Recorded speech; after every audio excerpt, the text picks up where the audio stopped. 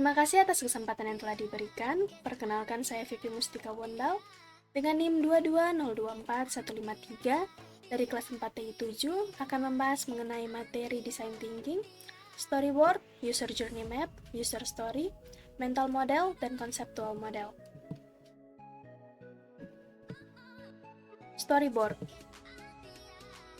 Storyboard adalah alat visual yang digunakan dalam fase prototyping atau perancangan solusi dalam design thinking. Ini membantu tim untuk memvisualisasikan pengalaman pengguna dari awal hingga akhir, memahami bagaimana pengguna akan berinteraksi dengan solusi yang diajukan. Langkah-langkah membuat storyboard: yang pertama, pemahaman masalah; kedua, identifikasi solusi; 3, pilih solusi terbaik; 4, sketsa ide; 5, susun urutan cerita; 6, tambahkan detail; dan yang terakhir, refining. Komponen storyboard. 1. Frame merupakan kotak tempat gambar-gambar atau ilustrasi ditampilkan untuk menggambarkan adegan atau langkah-langkah cerita.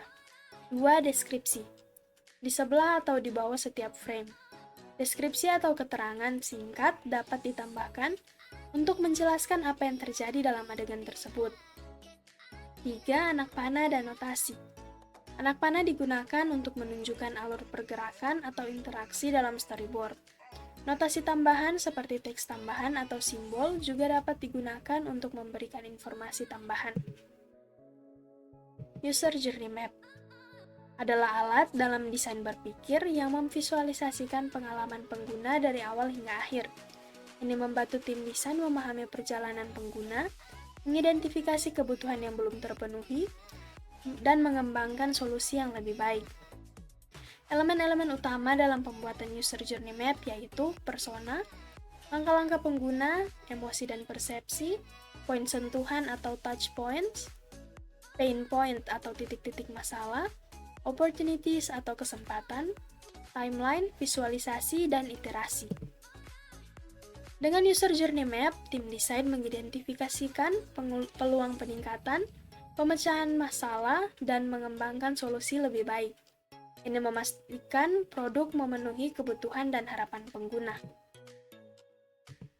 User story adalah alat dalam pengembangan perangkat lunak dan desain untuk merencanakan kebutuhan pengguna secara sederhana dan terperinci.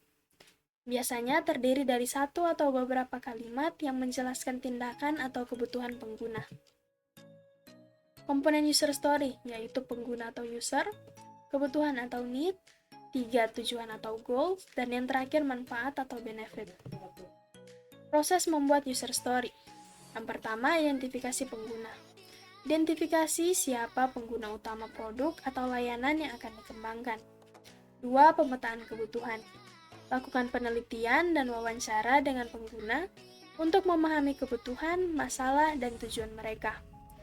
3, penulisan user story. Gunakan informasi yang diperoleh untuk menulis user story yang jelas dan terperinci. 4, validasi. Validasi user story dengan pengguna untuk memastikan bahwa mereka sesuai dengan harapan dan kebutuhan pengguna. Mental model dalam desain UI atau UX adalah keyakinan pengguna tentang suatu sistem. Menurut NNG, ini adalah konsep penting dalam interaksi manusia dan komputer. Teknik mencocokkan mental model pengguna. Yang pertama, menentukan user base.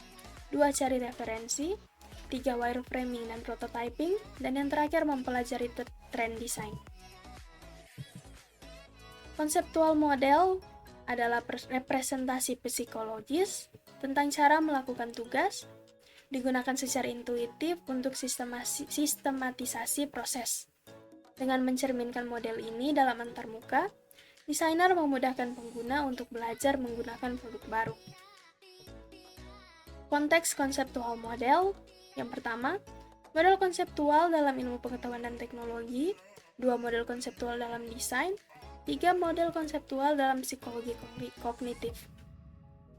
Kesimpulan, dengan menggunakan alat-alat ini, tim desain dapat merencanakan dan menerapkan pengalaman pengguna yang lebih baik.